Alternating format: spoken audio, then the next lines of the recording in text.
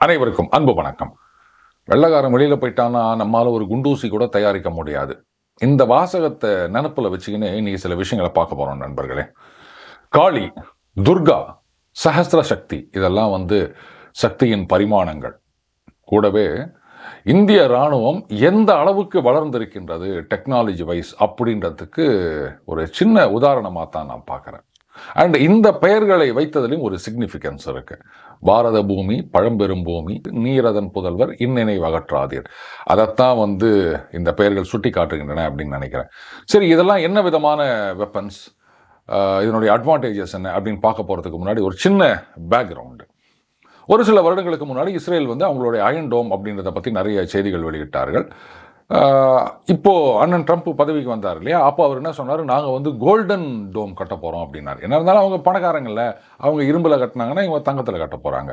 சரி, இந்த iron dome or golden dome என்ன அப்படின்னா, incoming missiles or rockets, drones, இதை நடுவானிலேயே தாக்கி அழிக்கக்கூடிய சிஸ்டம் தான். அது அயனாக இருக்கட்டும், கோல்டனாக இருக்கட்டும், அதனுடைய செயல்பாடு இப்படித்தான். இந்த அயன் டோமுடைய எஃபெக்டிவ்னஸ் அப்படின்றத அந்த ஹமாஸ், ஹெஸ்புல்லா தாக்குதல், அதுக்கப்புறம் ஒரு சின்ன யுத்தம் நடந்தது ஈரானுக்கும் இஸ்ரேலுக்கும் இடையில். அதாங்க நம்ம அண்ணன் ட்ரம்ப் கூட தடுத்து நிறுத்தினார் அந்த 7-1. ஆமாம், அந்த யுத்தத்தின் போதும் அந்த அயன் டோமுடைய எஃபெக்டிவ்னஸ் என்ன அப்படின்றத நம்ம பார்த்தோம். இன்ஃபேக்ட் இந்த அயன் டோம் பற்றின செய்தி முதல்ல பத்திரிகைகளில் வந்தப்போ நம்ம எல்லாருக்குமே ஒரு ஏக்கம் இருந்தது, இந்தியாவிலையும் இந்த மாதிரி நம்ம ஒன்று டெவலப் பண்ண மாட்டோமா அப்படின்னு. நம்ம பெருசாக ஒன்றும் சொல்லிக்கல. ஆனால் ஆப்ரேஷன் சிந்தூரில் சொல்லப்போனால் அயன் டோமோட ரொம்பவே எஃபெக்டிவாக இருந்தது நம்முடைய லேயர்டு ஏர் டிஃபென்ஸ் சிஸ்டம் அப்படின்றது. அண்டு அயன் டோமோட காஸ்ட் எஃபெக்டிவாகவும் இருந்தது. ஏன்னா நம்ம ஃபர்ஸ்ட் லேயர், செகண்ட் லேயர், கடைசியில் தான் S-400 அப்படின்னு போயிருக்கோம். அதில் சில விஷயங்கள் இந்த ஜுகாட் அப்படின்னு சொல்லுவாங்க இந்தியில், அந்த மாதிரி நாமளே மாடிஃபை பண்ணிலாம் யூஸ் பண்ணிட்டு இருந்தோம். அதனால் செலவு கம்மியாக நாம் நம்மளுடைய ஏர் டிஃபென்ஸை கட்டமைத்திருந்தோம்.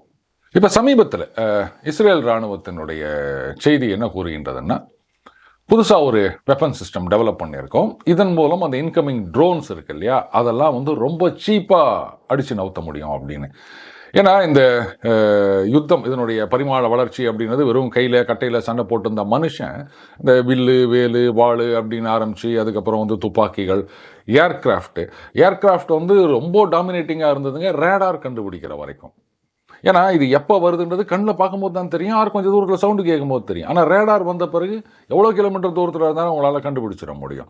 அதே மாதிரி இந்த ராக்கெட், அதனுடைய பரிமாண வளர்ச்சி அப்படின்றது ஏவுகணைகள், அது க்ரூஸ் மிசைல்ஸில் தொடங்கி சூப்பர்சானிக்கு, ஹைப்பர்சானிக்கு, ICBM, பேலிஸ்டிக் மிசைல் இப்படிலாம் வந்ததுங்க.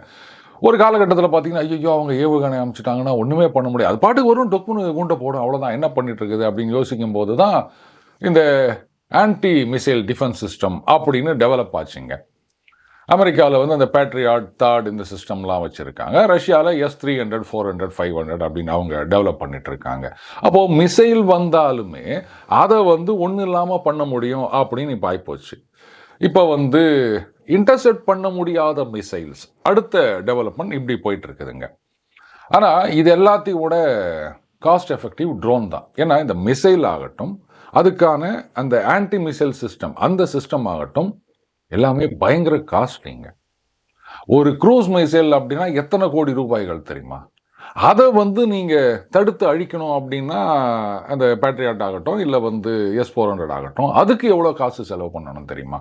ஆனால் இந்த ட்ரோன் வந்த பிறகு அந்த அரித்மெட்டிக்கே பெருசாக மாற்றிடுச்சுங்க. ஒரு ட்ரோன் 2 ட்ரோன் வந்தது அப்படின்னு சொன்னால் பரவாயில்ல, இல்லை ஸ்வாம் ஆஃப் ட்ரோன்ஸ். இப்போ இதுதான் லேட்டஸ்ட்டு ஸ்ட்ராட்டஜியாக இருக்குது. ஒரு 100 ட்ரோன், 200 ட்ரோன் அப்படின்னு அப்படியே ஒட்டுக்காக வருங்க. இப்போ நீங்கள் ரேடாரில் பார்க்குறீங்க, ஒரு பெரிய கும்பலாக வருதுன்னு தெரியுது. இது எல்லாமே ட்ரோன்ஸ் தானா, இல்லை இதில் ட்ரோன்ஸ்லேயே டிஃப்ரெண்ட் டைப்ஸ் இருக்குதுங்க. அதனுடைய டேமேஜ் பொட்டன்ஷியல் அதுவும் சைஸை பொறுத்து, ரேஞ்சை பொறுத்து, இந்த மாதிரி நிறைய ஃபேக்டர்ஸ் இருக்குது, அதை பொறுத்து அது மாறும். அப்போ இதெல்லாம் என்ன பண்ணுறது?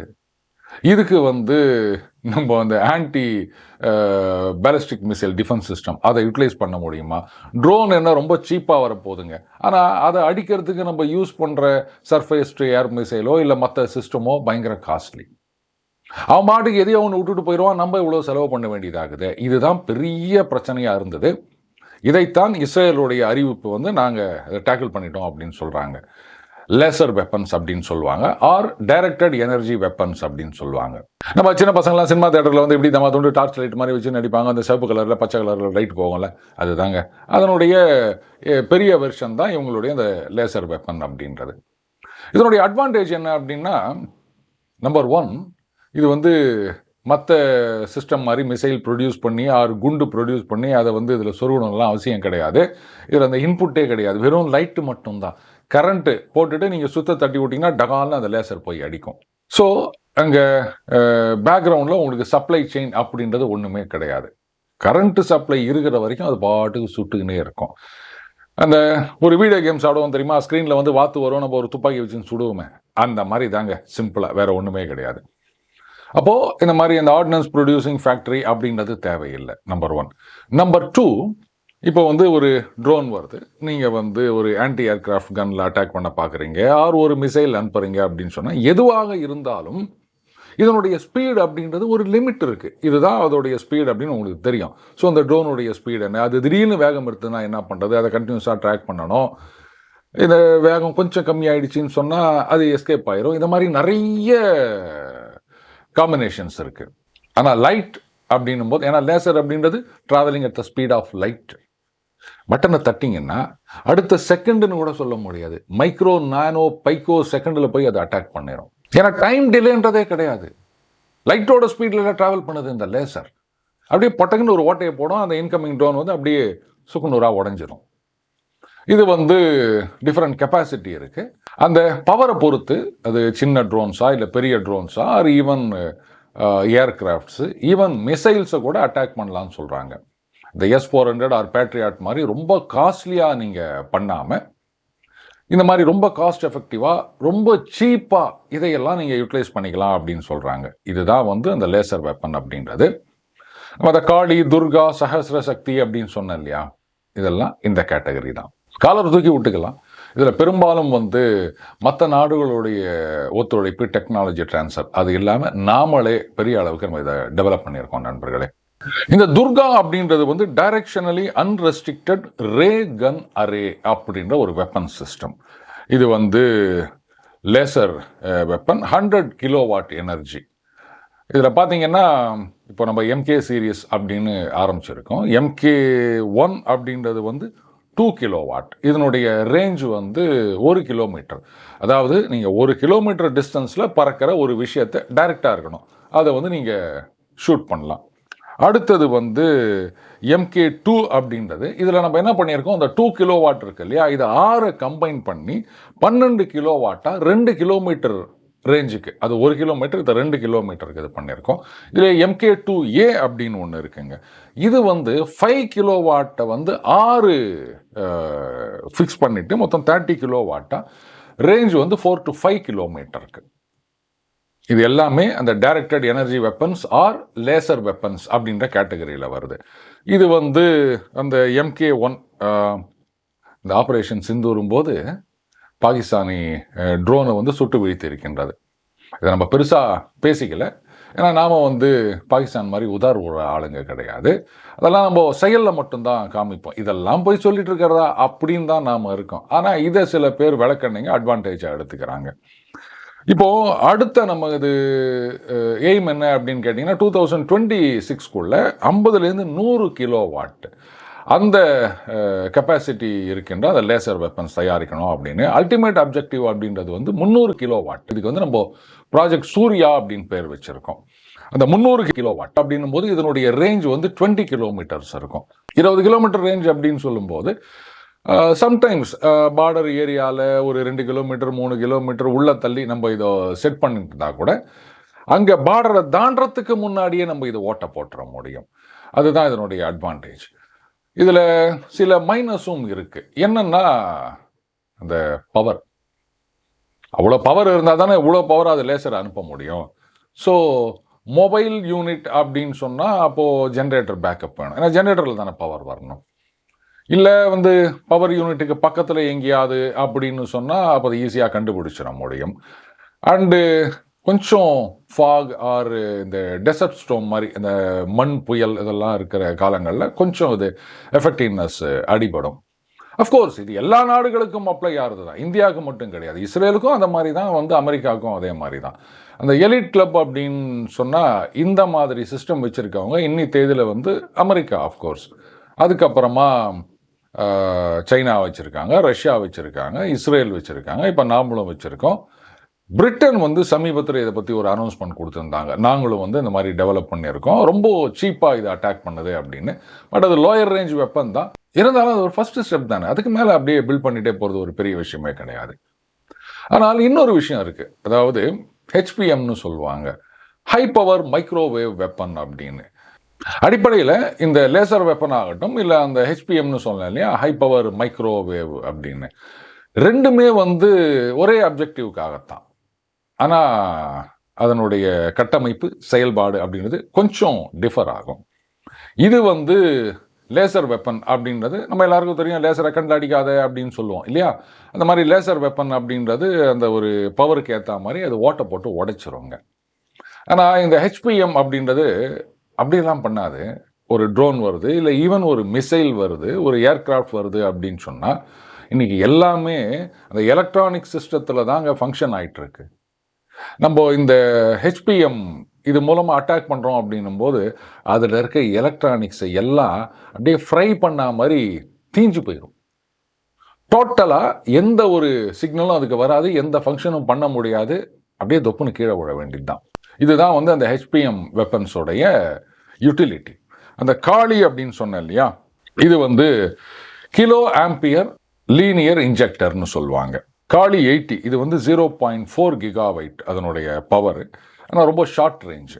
அடுத்தது காளி 5000 ஒன்று இருக்குது, அது 40 கிகாவாட்ஸ், அது மேக்ஸிமம் 15 கிலோமீட்டர் ரேஞ்ச் அப்படின்னு சொல்கிறாங்க. அடுத்தது காளி 10,000 ஒன்று இருக்குது, அது கொஞ்சம் ஹையர் ரேஞ்சாக இருக்கும். பட்டு இன்னும் அது ஒரு டெவலப்மெண்ட் ஸ்டேஜில் தான் இருக்குது, இன்னும் ஆக்சுவல் ப்ரொடக்ஷனுக்கு வரவில்லை.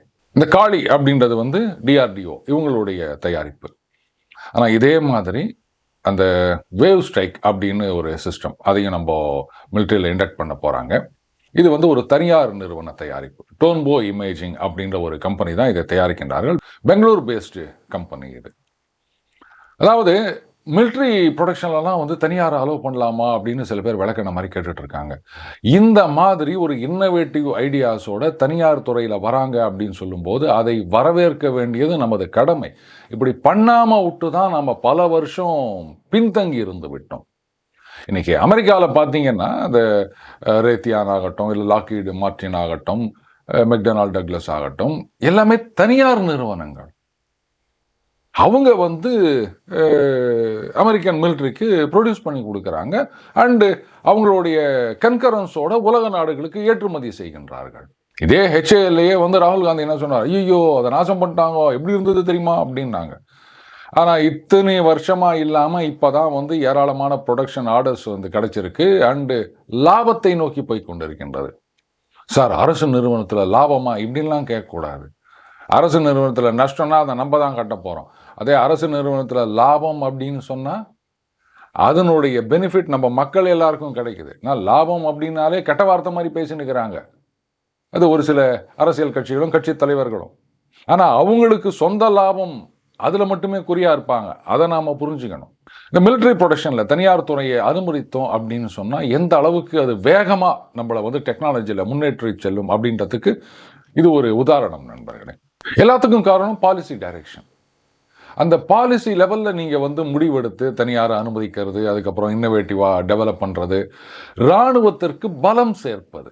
ஏன்னா அந்த ஏகே ஆண்டனி அவர்கள் டிஃபென்ஸ் மினிஸ்டராக இருந்தபோது அன்டெவலப்டு பார்டர் அப்படின்னு பெருமையாக பேசிட்டுற மாதிரியே இருந்திருந்தோம்னா இன்றைக்கி யார் நம்மளை மிரட்டினாலும் பயந்துட்டு போனோம்.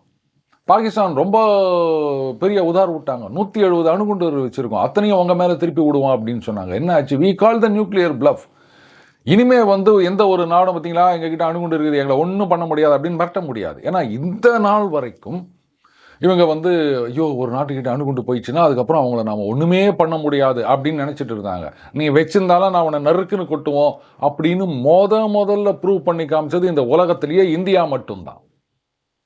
அணுகுண்டு வச்சிருந்தோம், அடி வாங்கின்னு வாழை சுருட்டின்னு உட்காந்து நிற்குது பாகிஸ்தான். இப்போ அந்த ஆப்ரேஷன் சிந்து வரும்போது ட்ரோன் வச்சு தான் அவங்க வேலை காமிச்சாங்க. அஃப்கோர்ஸ் நாம் இதை வந்து சக்ஸஸ்ஃபுல்லாக நியூட்ரலைஸ் பண்ணோம். ஆனால் இப்போ அதை பெரிய அளவில் நம்ம கொண்டு போயிருக்கோம். இந்த காளி 10,000 இதுவும் வந்து பயன்பாட்டுக்கு வந்துருச்சுன்னு சொன்னால் இன்னும் வந்து ஒரு சில வருடங்கள் தான் நண்பர்களே, அதுக்குள்ளே எல்லாமே வந்துடும். இது வந்து அந்த ட்ரக் மவுண்டட், ஆக்சுவலாக பார்த்தீங்கன்னா அந்த லேசர் வெப்பன் இதெல்லாம் வந்து 2 யூனிட்டாக இருக்குங்க. ஒரு ட்ரக்கில் வந்து அந்த கமாண்ட் அண்ட் கண்ட்ரோல் சென்டர் அப்படின்னு சொல்லுவாங்க, அது இருக்கும். இன்னொரு ட்ரக்கில் வந்து அந்த பீம் யூனிட் இருக்கும், அந்த லேசர் பீம் அனுப்புறது அது இருக்கும். கமாண்ட் அண்ட் கண்ட்ரோல் யூனிட் அதை பொறுத்த வரைக்கும் இப்போ ஒரு இன்கமிங் ட்ரோன் வருது, ஒரு ஸ்வாம் ஆஃப் ட்ரோன்ஸ் வருது அப்படின்னு சொன்னால் அதை வந்து ரேடாரோட கனெக்ட் ஆகிருக்கும். அதை ட்ராக் பண்ணுவாங்க. ட்ராக் பண்ணிவிட்டு அந்த பொசிஷன், அந்த கோஆர்டினேட்ஸ்னு சொல்லுவாங்க இல்லையா, அதையெல்லாம் வந்து இந்த பீமுக்கு வந்து அது ட்ரான்ஸ்ஃபர் பண்ணும். அப்போ அதுக்கேற்ற மாதிரி அந்த பீம் வந்து டொட்டொன்னு சுட ஆரம்பிக்கும். அதெல்லாம் இன்ஸ்டன்டேனியஸ் அப்படின்றதுனால அந்த ட்ரோனாக இருக்கட்டும், ஆர் ஈவன் சம்டைம்ஸ் பவர் அதிகமாக இருந்தால் ஏர்கிராஃப்டாக இருந்தால் கூட மெனூவர் பண்ணிவிட்டு எஸ்கேப் ஆகுதுன்றதுக்கு சான்ஸ் கிடையாது. ஒரு மிசைல் வருது அப்படின்னு சொன்னால் இது ஒன்றே மிசைல் லாக், இன்கமிங் மிசைல் அப்படின்னு அலர்ட் கொடுக்குங்க உங்களுக்கு கேபினில். நீங்கள் வந்து ஏதாவது எவாசிவ் மேனுவர் ஃபாலோ பண்ணலாம். ஆனால் இது கிடையவே கிடையாது. பட்டனை தட்டினா பொட்டுன்னு போய் சுட்டுட்டு வந்துடும். ஸோ அந்த அளவுக்கு எஃபெக்டிவான வெப்பன் சிஸ்டம் இது. பெருமையாக சொல்லிடலாம். இன்னைக்கு உலக நாடுகளில் 4 நாடுகள் 5 நாடுகள் தான் வச்சிருக்கு அப்படின்னா அதில் நாமளும் ஒத்துரு அப்படின்னு. இந்த வெள்ளக்காரன் இல்லைன்னா ஒன்றுமே பண்ண முடியாது அப்படின்னு சொன்னதெல்லாம் இந்த லேசர் வெப்பன் மாதிரி தூளாக்கிட்டோம் நம்ம. இது கிரவுண்ட் பேஸ்டு மட்டும் இல்லை, இதை வந்து ஏர்கிராஃப்ட் பேஸ்டாகவும் டெவலப் பண்ண போகிறாங்க. அதுக்கப்புறம் நேவல் பேஸ்டு. இதை வந்து நீங்கள் நம்ம ஷிப்ஸில் வச்சுருந்தீங்கன்னு வச்சுப்போமே, அப்போது இது வந்து இந்த யுத்த நேரங்களில் ஆர் யுத்தம் ஆரம்பிக்கிறதுக்கு முன்னாடி காலகட்டங்களில் அந்த டென்ஷனாக இருக்க நேரத்தில் அந்த எனிமியுடைய வாட்டர்ஸ் அங்கே சுற்றிட்டுருக்கோம். இப்போ ஏதோ ஒரு மிசைல் லான்ச் பண்ண போகிறாங்க அப்படின்னு நமக்கு தெரிஞ்சதுன்னு சொன்னால், அப்போது இங்கேருந்து அந்த ஷிப்பில் இருந்து அந்த மிசைலை நம்ம அட்டாக் பண்ணலாம். வேறு ஒன்றும் பண்ணாது. அதனுடைய அந்த எலக்ட்ரானிக் சிஸ்டத்தெல்லாம் வந்து அப்படியே சுத்தமாக கரிச்சு எடுத்துரும். அதுக்கு வந்து எந்த விதமான இன்புட்டும் இருக்காது. ரேடார்லேருந்து சிக்னலோ இல்லை வந்து அதை ப்ராசஸ் பண்ணக்கூடிய எந்த ஆன்போர்டு கம்ப்யூட்டர் எதுவுமே வேலை செய்யாது. அண்ட் அது என்ன ஒன்றா ஆகலாம், அது பாட்டுக்கு தறிக்கட்டி எங்கேயாவது ஓடி போய் விடலாம், ஆர் அப்படியே சுற்றிக்கின்னு அதே இடத்துலையே கீழே விடலாம், எது ஒன்றா நடக்கலாம். அண்டு இன்றைக்கி வந்து மாடர்ன் மிசைல்ஸை பொறுத்த வரைக்கும் இந்த ட்ரிகர் ஆகணும். சும்மா போய் கீழே விழுந்தாலே உடஞ்சி வெடிச்சிடுற மாதிரிலாம் சிஸ்டம் இல்லை. அது சக்ஸஸ்ஃபுல்லாக கடைசி வரைக்கும் போயிட்டு அங்கே அந்த டெட்டனேட்டர் கமாண்ட் வந்தால் மட்டும்தான் அது வந்து வெடிக்கும் அப்படின்ற மாதிரி தான் நிறைய மிசைல்ஸ் டெவலப் பண்ணி வச்சுருக்காங்க. ஏன்னா அது இம்பேக்ட்லேயே விழுந்து வெடிச்சிரும்னா இந்த மாதிரி ஏதாவது ஆகி லான்ச் ஆகும்போது உங்கள் ஊர்லேயே விழுந்துருச்சின்னு சொன்னால் உங்கள் ஊர் நாசம் ஆயிரும். அதுக்காகத்தான் இந்த ஒரு சேஃப்டி மெஷர் வச்சுருக்காங்க. ஸோ எல்லா விதத்திலும் நம்மளுடைய இராணுவம் அப்படின்றது வந்து பலம் வாய்ந்ததாக இருக்கின்றது நண்பர்கள். இது எந்த விதமான சந்தேகமும் கிடையாது. டெக்னாலஜி அப்படின்றது வந்து யாரும் மறைச்சி வைக்க முடியாது. இந்த அணுகுண்டு தயாரிச்சுட்டு அமெரிக்கா இதை யாரோடையும் ஷேர் பண்ணல. அஃப்கோர்ஸ் அது ரொம்ப விபரீதமான ஒரு குண்டு, ஷேர் பண்ணல. ஆனாலும் இன்றைக்கி உலகத்தில் பல பேர் அதை டெவலப் பண்ணி வச்சுருக்காங்கல்ல. அணுகுண்டியே டெவலப் பண்ணி வைக்கும்போது இந்த மாதிரி லேசர் வெப்பன்ஸோ இல்லை வந்து ஹெச்பிஎம் வெப்பன்ஸோ இதை டெவலப் பண்ண முடியாதா? நிச்சயமாக முடியும். அதை வந்து நாம் இந்த உலகத்துக்கு காமிச்சிருக்கோம். இன்னும் வந்து நீங்கள் இந்தியாவை யாரோ தேர்ட் வேர்ல்ட் கண்ட்ரி அப்படின்னு நினச்சிட்டு இருந்தீங்கன்னா அது உங்களுடைய தப்பு. பட் மறுபடியும் சொல்கிறேன், இது எல்லாத்துக்கும் காரணம் தலைமை. நாட்டில் அந்த பொறுப்பான பதவியில் இருப்பவர்களுடைய அந்த ஒரு முடிவு, அது மட்டும்தான் இத்தனை சாதனைகளுக்கும் காரணம். மீண்டும் அடுத்த போல சந்திப்போம். வணக்கம்.